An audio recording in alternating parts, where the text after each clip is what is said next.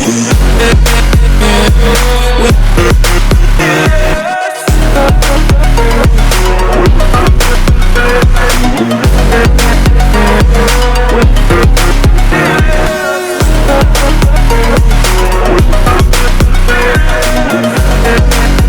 কেমন আছো তোমরা? আজকে এসেছি আমি আরও একটা ভিডিও নিয়ে। তো আজকে আমি তোমাদের করে দেখাবো সয়াবিন দিয়ে আলুর একটা তরকারি। সয়াবিন আলুর তরকারি এর আগেও আমি তোমাদের শেয়ার করেছি, তো আজকে করবো একটু অন্যরকম করে। তো চলো আমি রান্নাটা শুরু করছি। তার আগে তোমাদের বলে রাখি, আমার ভিডিওটা পুরো দেখবে, চ্যানেলটাকে সাবস্ক্রাইব করবে, লাইক দেবে, শেয়ার করবে আর কমেন্ট করে জানাবে আজকে আমার সয়াবিনের তরকারিটা কেমন হয়েছে। চলো আমি রান্নায় চলে যাচ্ছি। আমি একটা চুলায় প্যান বসে দিচ্ছি, তাতে আমি কিছুটা পানি দিয়ে দিচ্ছি। পানিটা আমার ফুটে এসছে। আমি এখন সয়াবিনগুলো এর মধ্যে দিয়ে সিদ্ধ করে নিচ্ছি।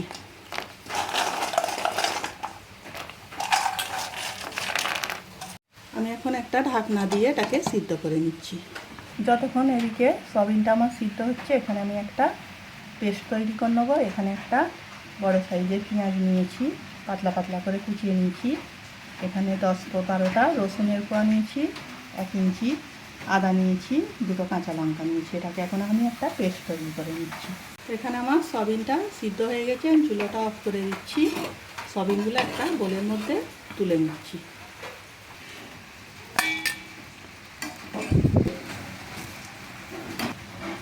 আমি সিদ্ধ করা সয়াবিনটা একটা বোলেতে তুলে নিচ্ছি। এখন এটাকে ঠান্ডা করে একটা পেস্ট তৈরি করব।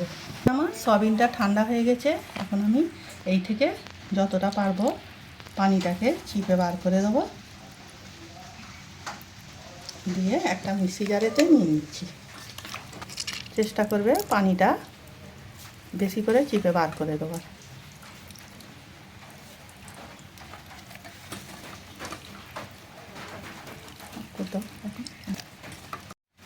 এর মধ্যে দিয়ে দিচ্ছি একটা পাতলা করে পেঁয়াজ কুচিয়ে রেখেছিলাম, সেটা এর মধ্যে দিয়ে দিই। 1/2 কাপের মতন বেসন নিয়ে নিচ্ছি।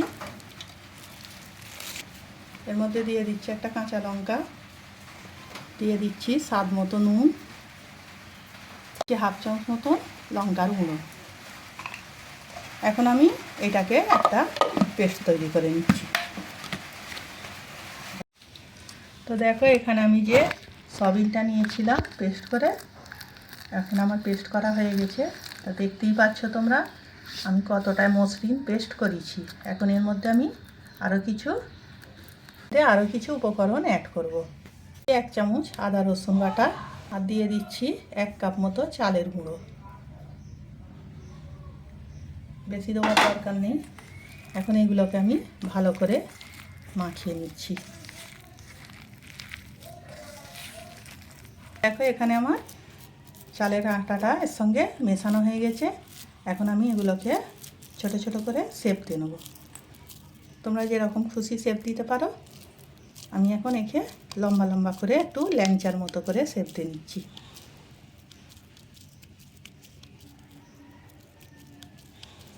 তো আমি এইভাবে এরকম করে শেপ দিয়ে নিচ্ছি। একটা তোমাদের শেপ দিয়ে দেখাচ্ছি। এরকম লম্বা লম্বা করে সবগুলো আমি শেপ দিয়ে নিচ্ছি। তো দেখো বন্ধুরা আমার সবগুলো সয়াবিনের বড়া শেপ দেওয়া হয়ে গেছে। তো এখন এগুলোকে আমি হালকা করে একটু ভেজে নেব। তার জন্য এখানে আমি চুলা প্যান দিয়ে দিয়েছি। প্যানটা আমার গরম হয়ে গেছে। এর মধ্যে তেল দিয়ে দিচ্ছি অল্প, আর দিয়ে দিচ্ছি 1 চামচ ঘি।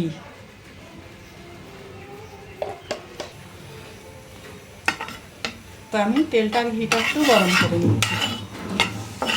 তোমরা চাইলে শুধু তেলেও ভাজতে পারো। তা ঘিটা দিলে খাবার সময় ঘির একটা ফ্লেভারটা ভালো লাগে খেতে। এখন একটা একটা করে এর মধ্যে এগুলো দিয়ে দিচ্ছি আমি।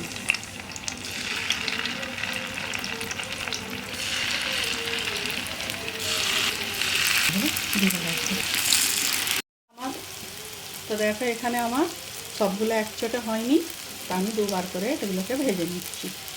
এটা ভাজা হয়ে গেছে, আমি এখন উল্টে আরও 1 পিঠটা ভেজে নিচ্ছি।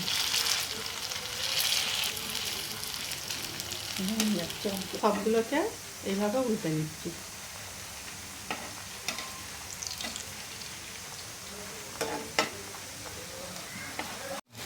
দেখো এখানে বড়াগুলো সব ভাজা হয়ে গেছে, এখন আমি এগুলোকে তুলে নিচ্ছি। তো আমি বাকি যেগুলো আমার বড়া ভাজতে আছে সেগুলো আমি ভেজে নিচ্ছি। তো দেখো এখানে আমার বড়াগুলো ভাজা হয়ে গেছে, আমি তুলে নিচ্ছি সবগুলো।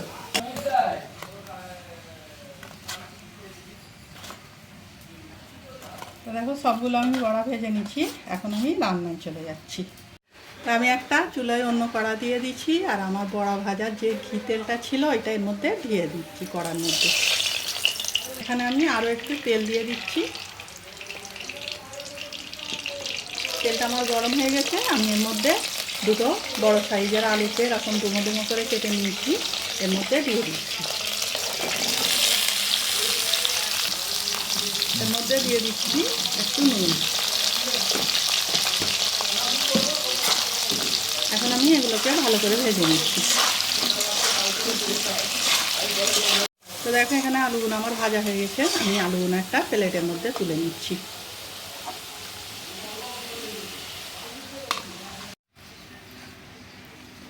এগুলোকে আমি এখন সাইডে রেখে দিচ্ছি। তেলেতে দিয়ে দিচ্ছি একটা দালচিনি, 3টে লবঙ্গ আর 3টে এলাচ। এগুলোকে একটু নাড়াচাড়া করে ভেজে নিচ্ছি।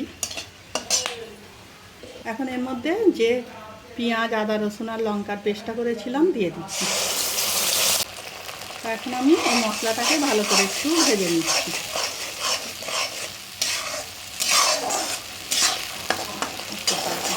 পেঁয়াজ, আদা, রসুনটা ভাজা হয়ে গেছে, এখন আমি এর মধ্যে 3টে মিডিয়াম সাইজের টমেটোকে পাতলা করে কেটে রেখেছি দিয়ে দিচ্ছি। দিয়ে দিচ্ছি স্বাদ মতো নুন। এখন আমি আদা, রসুন, পেঁয়াজের সাথে টমেটোটাকে ভালো করে ভেজে নিচ্ছি। তো দেখো এখানে আমার পেঁয়াজের, আদা, রসুনের সাথে টমেটোটাও কষানো হয়ে গেছে। দেখতেই পাচ্ছ টমেটোগুলো গলে গেছে। এখন এর মধ্যে আমি কিছু মশলা দিয়ে দিচ্ছি। 1/2 চামচের একটু বেশি হলুদ গুঁড়ো, 1 চামচ লঙ্কার গুঁড়ো। এখন আমি এই 2 রকম মশলা দিয়ে একটু কষিয়ে নিচ্ছি। আমি পরে আরও মশলা অ্যাড করবো। হলুদটা, লঙ্কাটা এর সঙ্গে ভালো করে একটু মিশিয়ে নিচ্ছি। এখানে আমার হলদিটা আর লঙ্কাটা মেশানো হয়ে গেছে। এখন আমি এর মধ্যে দিয়ে দেবো জিরে আর 1 চামচ ধনে। আর কোনো মশলা অ্যাড করবো না। এবারে এইগুলোকেও ভালো করে এর সঙ্গে একটু মিশিয়ে নিচ্ছি, যাতে এর কাঁচা গন্ধগুলো চলে যায়। মশলাটা কষানো হয়ে গেছে, এখন আমি এর মধ্যে একটু পানি দিয়ে দেবো। অল্প পানি দেবো, বেশি দেবো না। এটাকে ভালো করে নাড়াচাড়া করে নিয়ে একটু সিদ্ধ হতে দেবো। ঢাকনা দিয়ে একটু সিদ্ধ হতে দেবো। এখন ঢাকনাটা খুলছি। এখানে মশলাটাতে তেল বেরিয়ে এসছে। এখন এর মধ্যে দিয়ে দিচ্ছি ভেজে রাখা আলুগুলো। এখন এগুলোকে এর সঙ্গে একটু ভালো করে মিশিয়ে নিচ্ছি।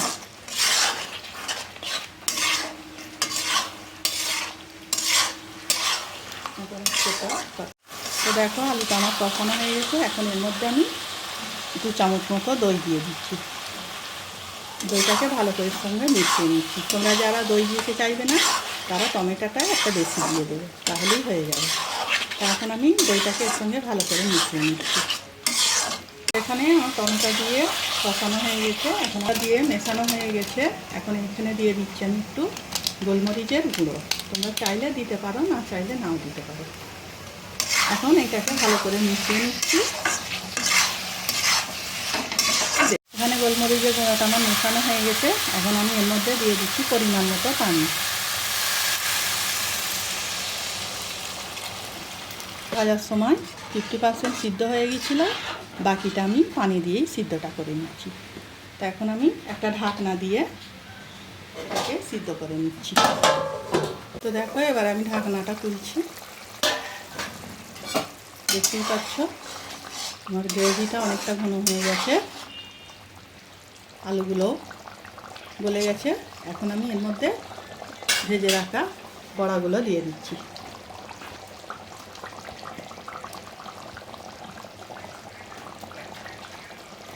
এইভাবে সয়াবিনের বড়া রান্না করে খেলে মাছ মাংসর টেস্ট লাগবে। তোমরাও এইভাবে একবার সয়াবিনের বড়া বানিয়ে খেয়ে দেখবে, কেমন হয়েছে আমাকে কমেন্ট করে জানাবে। এখন আমি এটাকে ঢাকনা দিয়ে 2 মিনিট সিদ্ধ হতে দিই। তো দেখো এখানে আমার 2 মিনিট হয়ে গেছে, আমি ঢাকনাটা খুলছি। দেখতেই পাচ্ছ তোমরা আমার গ্রেভিটা অনেকটা ঘন হয়ে গেছে। আমি এর থেকে বেশি আর কমাবো না, কেন এটা আমি ভাতের সঙ্গে পরিবেশন করব। তো আমি রান্নাটা ফিনিশ করছি।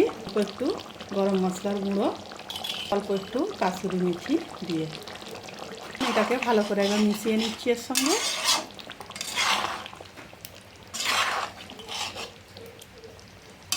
আমার রান্নাটা কমপ্লিট হয়ে গেছে। এখন আমি চুলোটা অফ করে এটাকে একটা বোলেতে তুলে তোমাদের দেখাচ্ছি।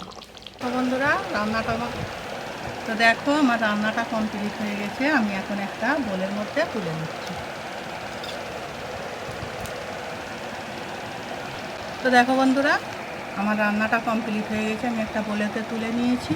আজকের ভিডিও আমার এইটুকু। আগামী দিন আসবো আর একটা ভিডিও নিয়ে। সবাই ভালো থাকবে, সাবধানে থাকবে।